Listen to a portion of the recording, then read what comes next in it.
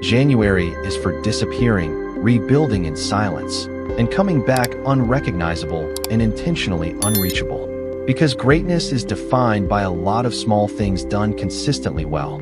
That's why when you study the mentality of greatness, you notice they take no breaks.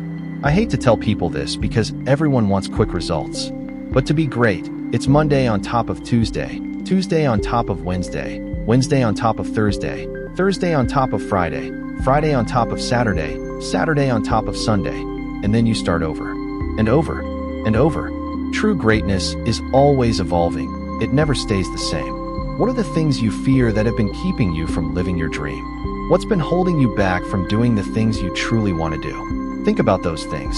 How do we begin to face them? Abraham Maslow said life is about growth.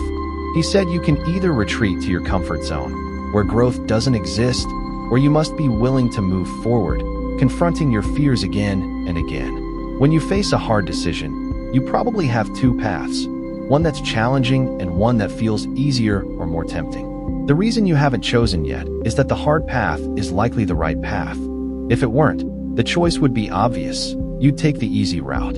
So when you encounter these moments of uncertainty, remember, the difficult choice, the one you hesitate to take, is often the one you need to pursue. Distractions create detours.